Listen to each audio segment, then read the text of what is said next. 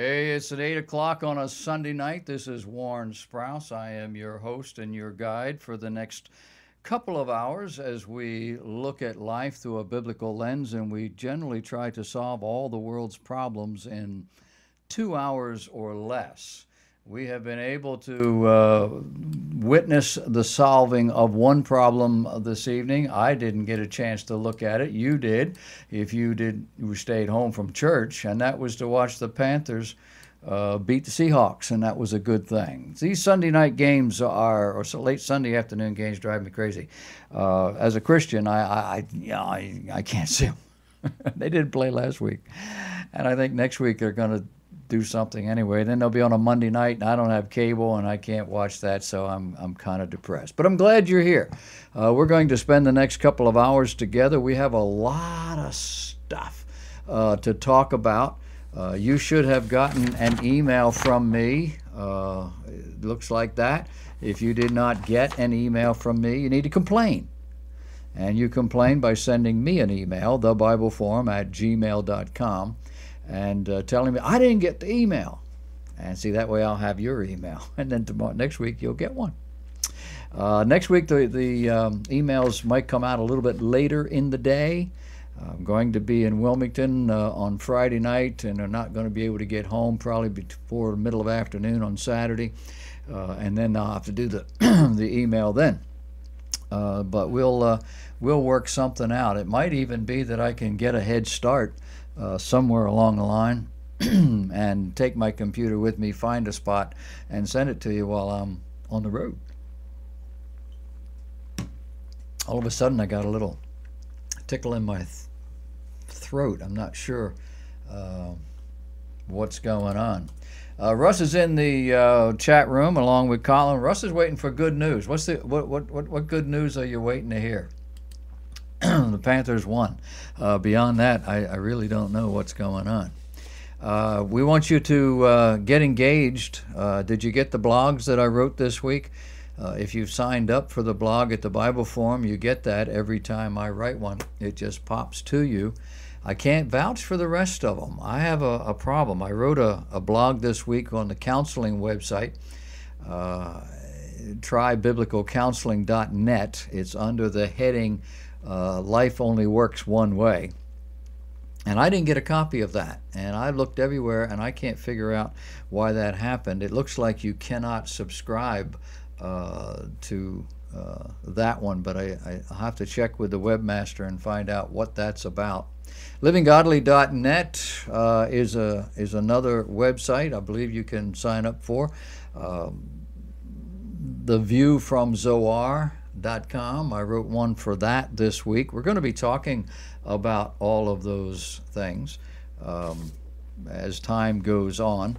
We have a number of other things to discuss. I did have a kind of a frustrating and irritating Monday. That was a whole week ago. I actually sat down. I sat right here at the Bible Forum microphone. What I did was not pack up when I got done last Sunday night and keep all this equipment in place. And then Monday, I sat and I recorded two, not one, two Bible Institute courses, classes. We're looking at bibliology to begin with, the doctrine of the Bible, and I did both the introductory and the second lesson. It came out really good. I was really encouraged. There were a couple of things that, you misspeak and you forget, and, those things happen. I don't have every word written down. A lot of this I got to take off my head. And so I thought about redoing it. No, it's good enough. And then as the afternoon wore on, and I kept fooling with it, and I kept trying to make sure that once I get done with it, then I upload it to my YouTube page. And then from there, I can email it or, whatever I need to do with it, because it's in a format everybody can access. But in trying to figure out, was the Ustream channel tied into the email address? Otherwise, that's not going to work well. And then is the YouTube actually tied to this email address or to that email address?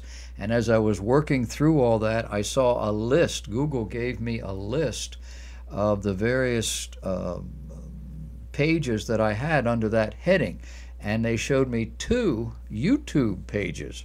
I don't have any use for 2 YouTube pages, and I did my due diligence. I went and checked to see around and saw where the one was that had my stuff, and everything was cool. And then I deleted that YouTube account, and you already know what happened, don't you? It disappeared. It disappeared.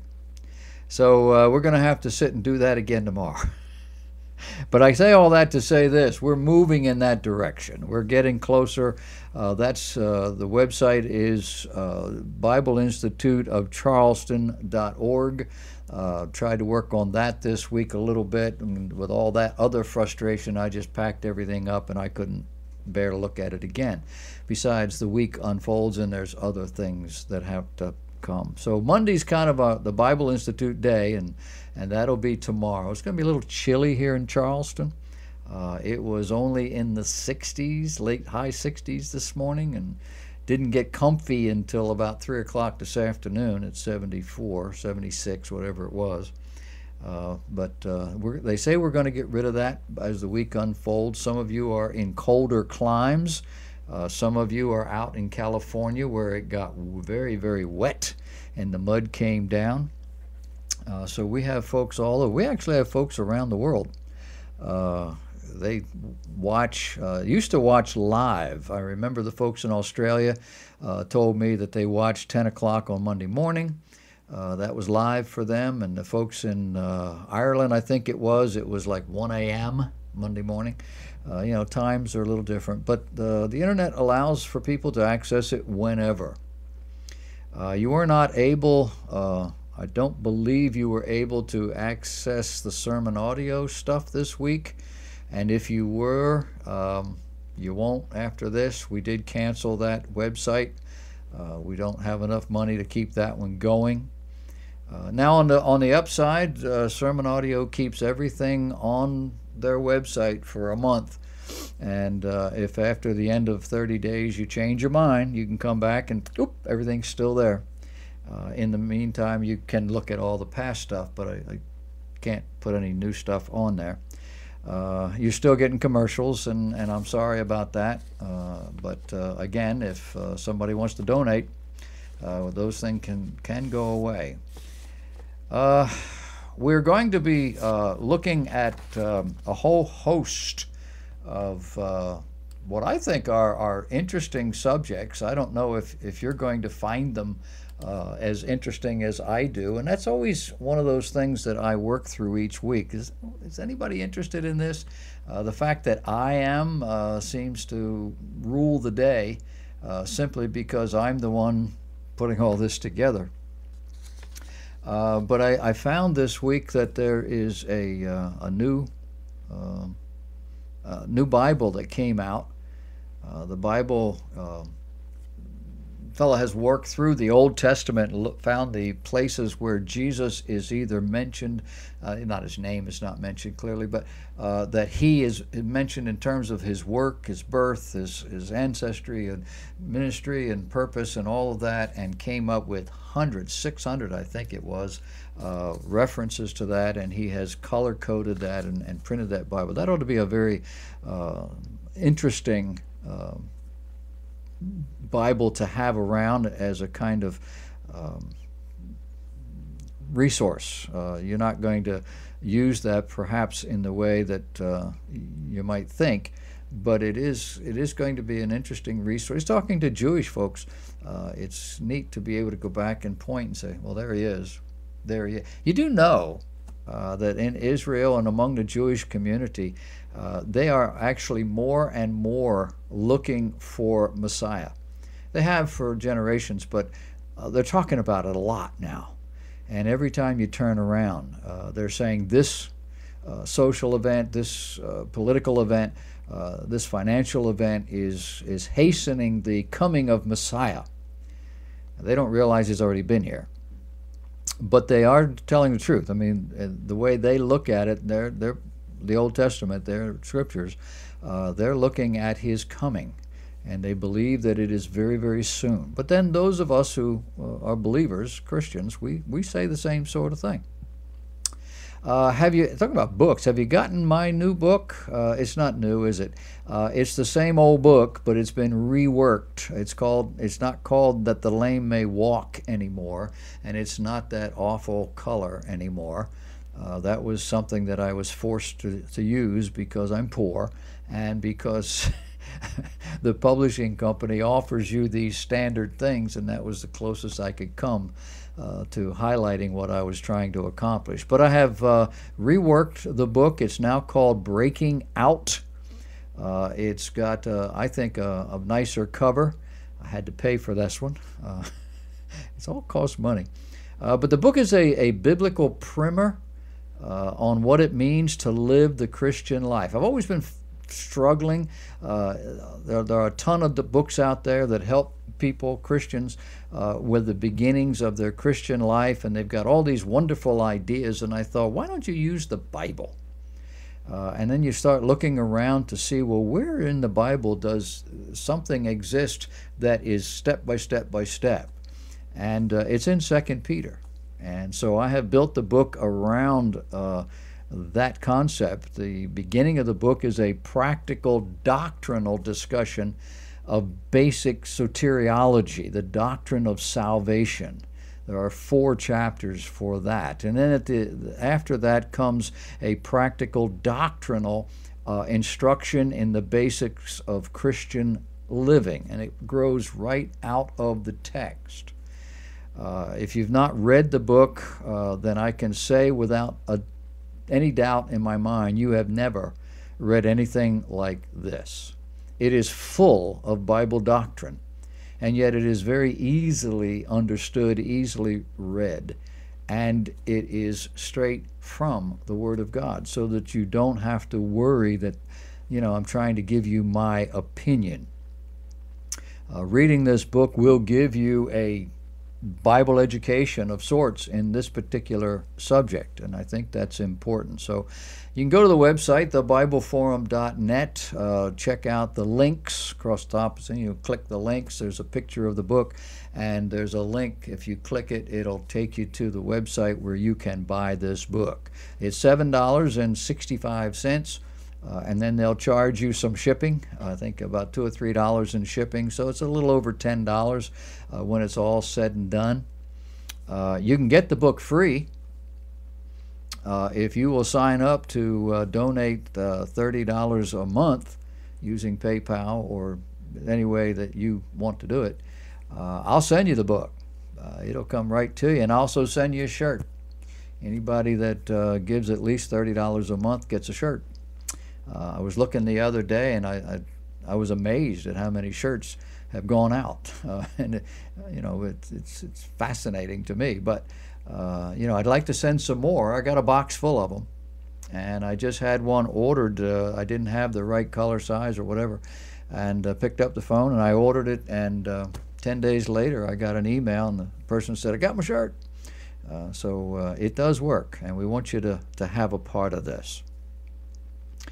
Speaking about a Bible education, the Bible Institute is something that you need to take advantage of when it starts, and trusting God for January.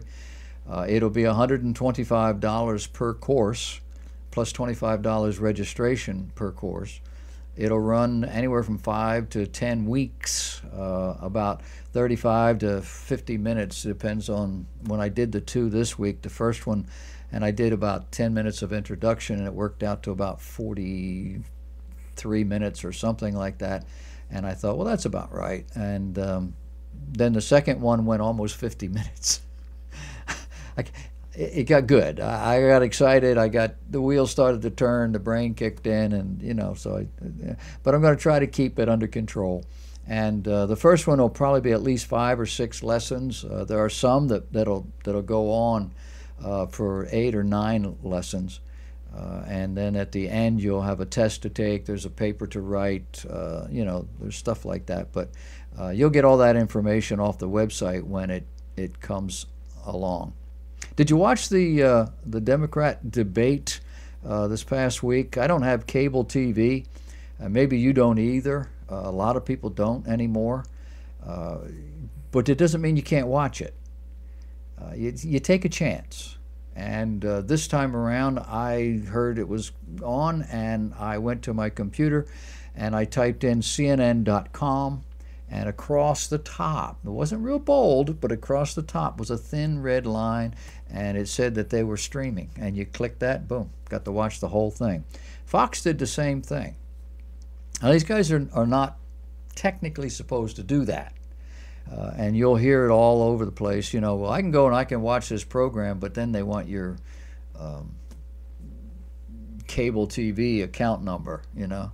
It's just so you can watch it when you're not home. But these guys are doing this with special things. And I don't think it's going to be very long before we're going to be able to get whatever we want right there online. But if you saw this debate, and I couldn't tolerate the 3 hours, you've seen the future. You saw Bernie Sanders, and Bernie Sanders has raised somewhere in the realm of about $22–23 million. But also Hillary has done the same thing. She's raised a little bit more than that. But the interesting thing with Bernie, and I heard this week, I think Rush was talking about it, and a couple other guys talked about it as well. About 74% of all the money that Sanders has raised have been $200 donations or less. 20-some million dollars, $200 or less per. That tells you that he has some grassroots support. There's a lot of people out there that really like what he's saying. These people are engaged, and no candidate on either side comes anywhere close to this. Hillary's got the same, a little bit more money raised than he, but only 17% of hers come from these small donors. And on the Republican side, it's the same kind of thing. And when you realize that Americans really don't know what's going on, for the most part. You've seen the man on the street stuff, right? Where they stick the microphone on their face. Who's the vice president? They don't know. We like to look at Bernie Sanders, and he's a socialist, he tells you. And we think, you know, America's just not going to vote for a socialist. Yeah. They loved what he was saying. And they're giving their money to this guy. So if you don't think they're going to vote for a socialist, just hang on a while. I think you're going to be surprised. Folks in Texas are going to be surprised as well. There's a new church opening up in a Houston suburb sometime around the end of this month, October. It's called the Greater Church of Lucifer. You say, so what? You know, we've been down this road. Well, think about this. Their stated purpose is not to necessarily worship Satan, but their stated purpose is, quote, to offer people a different kind of church experience, end of quote. What's that sound like? Doesn't that sound like the contemporary church movement? Doesn't that sound like the seeker-sensitive church movement? Doesn't it sound like some of the charismatic groups out there? Where'd they get the idea that people were looking for a different kind of church, a different experience? Well, if you don't know, then you've probably had your head stuck in the sand for the last 50 years. And it upset me to write that number down. I wrote it on my sheet, 50 years. I actually had to do the math to figure out how long this has been going on. 50 years this stuff has been going on. What is it that these Luciferians have to offer? They tell us they don't have a preacher. They tell us right up front they don't have moral standards. They're not going to be teaching or preaching any of that. Nobody's going to be standing up and saying, this is the way, walk ye in it. There's not going to be any holier than thou philosophy. They aren't even worshiping Satan, they say. So what is it that they're doing? Well, we'll talk about it a little bit later on. Don't you just hate exercise? Did you read my blog? Then you know what I'm talking about. Now, I realize some of you like exercise, but I always thought you folks had brain damage. I exercise. I really do. But I don't enjoy any part of it. But why is it that people do this? Why do people exercise their bodies? Well, they do it in part to stay healthy. They do it, some, to stay in shape. That's kind of what I do. I want to be able to still walk 10 years from now. I don't want to be carrying a lot of extra weight. I want to be able to have some arm strength, some upper body strength, so that I can lift things when I have to and get the car door open when I'm 85 years old or something like that. You got to look to the future. Some people want to build the muscle. Guys, young kids, they want to build that muscle, build it up. But others just would rather stay strong. Some people do it to look good. And I always ask myself, isn't there another way to do that? Don't we have surgery for that? You can do some facelift? I don't know. But unless you have good-looking genes, it ain't going to happen. But it's a rule of life, a nasty little rule of life, that's called the law of the harvest for a reason. And it's found in Galatians chapter 6, verse 7. And that rule of life says, whatsoever a man soweth, that shall he also reap. And every thinking human being understands this rule. Even if they don't exercise, they understand this rule.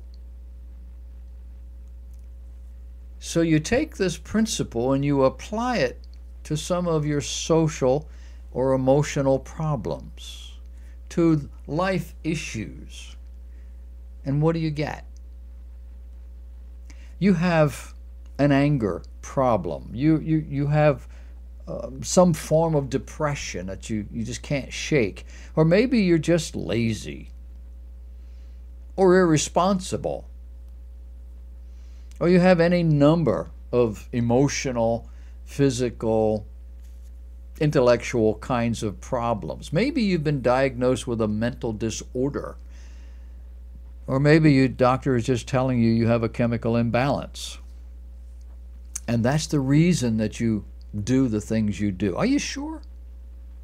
Are you really sure about that? Are you sure that this problem you have is not just simply wrong or disastrous attitudes or behaviors? Are you sure it's just not social patterns that aren't being worked properly? Things that result in all sorts of social, spiritual, psychological problems. Listen to the world. What do they tell you? The world says, follow your heart. Be all you can be. Don't let anybody put you in their mold. Be yourself. I'd like to suggest to you that that's a part of the problem. Part of the problem is people who are just giving in to self, giving in to their passion. I mean, some people just really don't tolerate other people very well. So if people aggravate you, tell them off. Get it out. Don't bottle it up, right? And then that becomes a pattern. And you can't keep a job. You can't keep a marriage partner. And you can't do anything. You got no friends. Nobody wants to be around you. And now you're depressed. What's the solution? We'll talk about it. Do you know any 20-somethings? Young people that are, I don't know, 18 to 25, 28, somewhere in that neighborhood. What do they like? What do they like? Where are they headed? And what do they know? They're called millennials because they came into their own about the turn of the century, of the millennium. And they're not like anything the world has ever seen. They don't know what past generations before almost automatically understood. They don't know this stuff. They aren't motivated by the same kinds of things that their parents and especially their grandparents were. And their moral code is upside down. If it's a popular immorality, it's okay. Well, it's just natural, it's just who you are, you know, nobody, not hurting anybody, etc., etc. If it's a biblical moral code, then it's judgmental. And you need to stay away from that sort of thing. They also tend to keep busy with texting and with the selfies and with the digital games until they can't, and then they go to sleep and get up and do it again, unless they have to go to work. But we're even seeing commercials now where people are discovering that they can do this stuff at work. And we have found, just in the recent years, how many government workers have been spending time at work on the computer with pornography. Why not games and that sort of thing?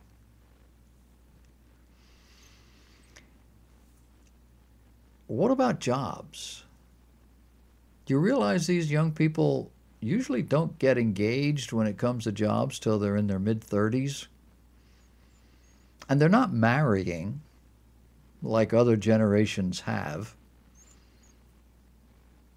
Everything and anything to do with life is up for grabs. If it has to do with right and wrong, good and bad, it's roll the dice. Let's just see which one works the best for us. They like church, but they don't like the Bible message. How do you evangelize a crowd like that? We'll talk about it. Are you ready for the total collapse of the financial system? A former friend of the Bible Forum, buddy, he sent me an email this week, a former friend, buddy, because he sent me a link to a video and to some other things describing the financial situation we're in the such practical and stark terms. I'm having to rethink my whole life.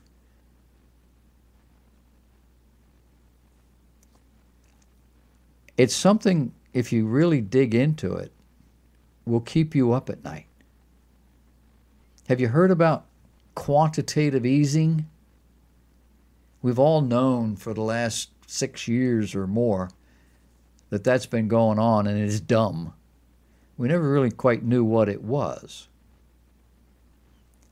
But it's the Fed, which is a private corporation, by the way, that's been doing this, pumping money into the system on a regular basis, monthly. I think it was $85 million or $85 billion, I forget which, a month for the last couple of years. What is it that they're doing? And is it a good thing? Well, when you listen to the president and you listen to the Fed and you listen to the so-called experts in the government, they'll tell, oh, no, this is a good thing. When you listen to financial guys that have no axe to grind, they say this is bad. You've heard how the Fed is going to keep the interest rates low. That means almost non-existent for a while longer. They were thinking about raising them in September, and they had a meeting, and now we're gonna keep that for a while. That's not because they love you or because they feel sorry for you. It's because they have absolutely no choice, apparently. You've heard of the Great Depression? How about a global depression that wipes out 2/3 of the world's economy overnight? Will that keep you up at night? We'll talk about that a little bit. Then there's the Mideast global situation that is about to explode. You do know what's going on over there, don't you? I mentioned a little bit at the beginning, about Israel looking for their Messiah. Yeah, there's a lot happening, and it's happening quite quickly. And it isn't anything that's ever happened before. And they're not at peace in Israel as we speak. We do have to take a break while I save this little piece of introduction, and we'll be back. Some of you can watch me do that. If you're just watching this after it's been recorded, you won't even know what happened unless I told you, which I just did.